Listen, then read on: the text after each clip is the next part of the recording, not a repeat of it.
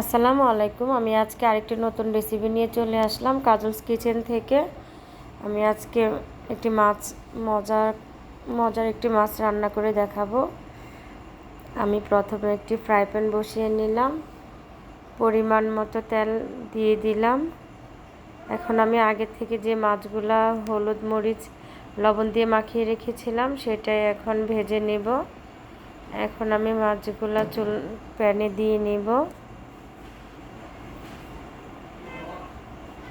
একদম লাল করে ভাজা পর্যন্ত আমি ভেজে নিব।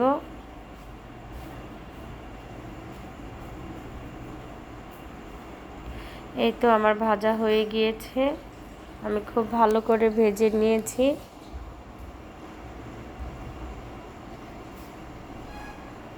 এখন আমি মাছগুলা তুলে নিব একটি প্লেটে।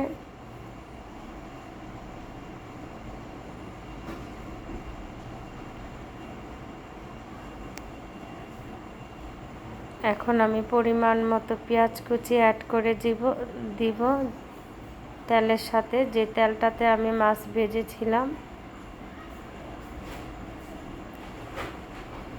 এখন আমি একটু ভেজে নিব।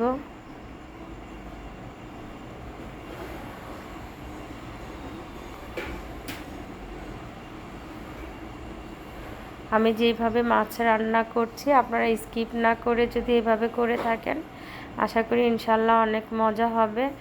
এখন আমি জিরা রসুন একসাথে বেটে নিয়েছিলাম পরিমাণ মতো, ওইটাই ওখানে দিয়ে দিলাম।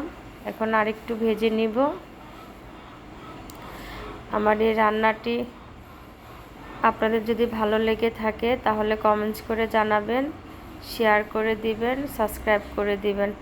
এখন আমি কিছু টমেটোর কুচি অ্যাড করে দিলাম।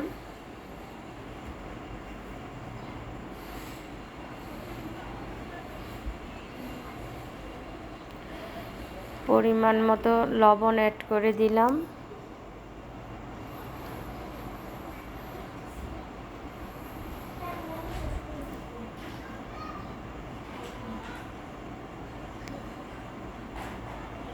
এখন পরিমাণ মতো হলুদ অ্যাড করে দিলাম, পরিমাণ মতো মরিচ অ্যাড করে দিলাম, কিছু ধনিয়ার গুঁড়ো অ্যাড করে দিলাম। এখন আরেকটু নেড়ে চেড়ে ভেজে নিব।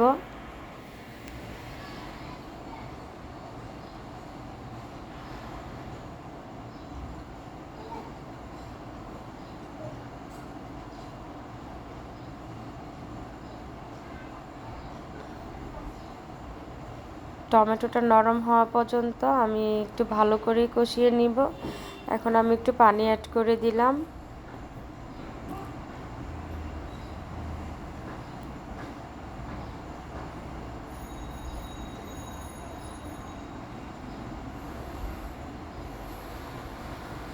আমার মশলাটা প্রায় কষানো হয়ে গিয়েছে, সুন্দর একটি কালার চলে এসেছে।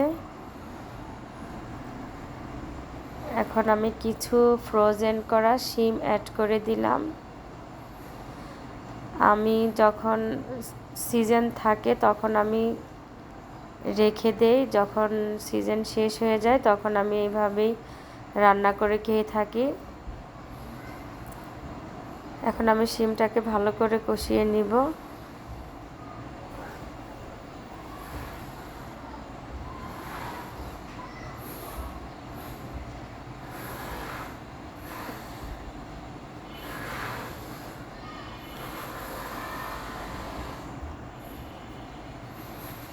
এই তো আমি ভালো করে কষিয়ে নিচ্ছি।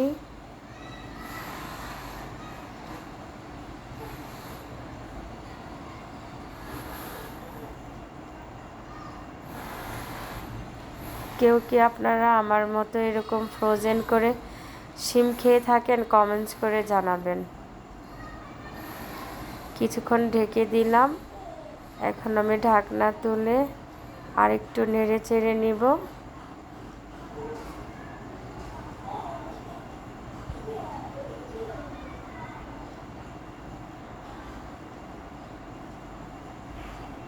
আমার শিম কিন্তু অনেকটাই সেদ্ধ হয়ে গিয়েছে। এখন আমি ভেজে তুলে রেখেছিলাম যে মাছগুলো আমি এখন ঢেলে দিলাম। এখন আমি মাছের সাথে আরেকটু কষিয়ে নিব।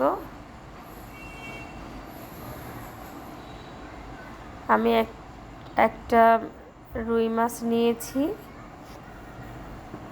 আপনারা অন্য যে কোনো মাছ দিয়েও করে খেয়ে নিতে পারেন,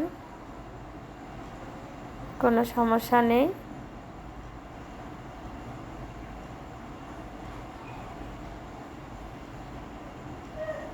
এই তো আমি আর একটু ভালো করে নেড়ে চেড়ে নিব।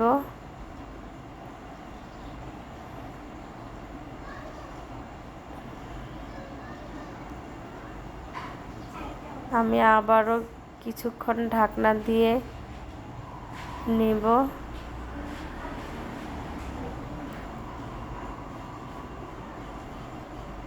এখন আমি আরেকটু নেড়ে চেড়ে উল্টিয়ে পাল্টিয়ে দিব।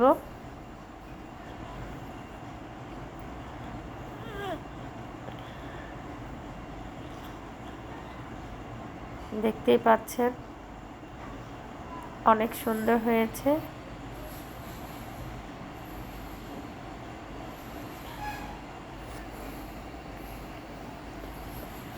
এখন আমি পরিমাণ মতো পানি অ্যাড করে দিব।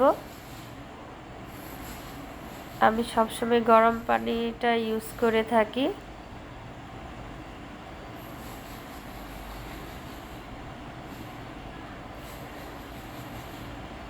আমার একটি মাছও ভাঙে নাই, সবগুলো মাছই যেমন দিয়েছি তেমনই ছিল।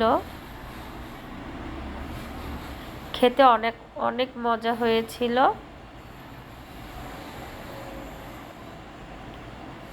আনসিজনে যদি এই ধরনের শিম দিয়ে রান্না করা হয় তরকারি, সেটা খেতে অনেক ভালো লাগে। আমি আবারও কিছুক্ষণ ঢাকনা দিয়ে রান্না করে নিব।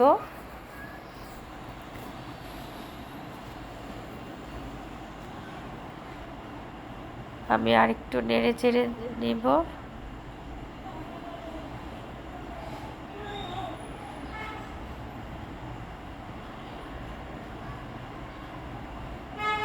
আমার রান্নাটা কেমন হয়েছে কমেন্টস করে জানাবেন।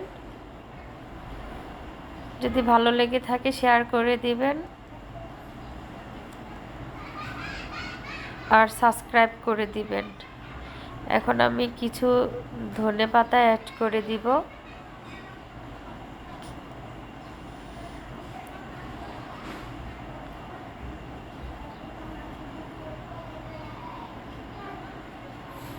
আবারও আমি 1 মিনিটের মতো ঢাকনা দিয়ে রান্না করে নিব।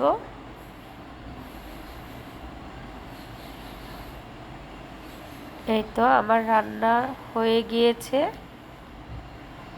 দেখতেই পাচ্ছেন কত সুন্দর লাগছে।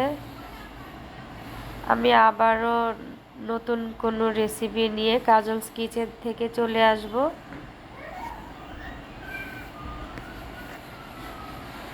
সে পর্যন্তই আপনারা সবাই ভালো থাকবেন। আল্লাহ হাফেজ।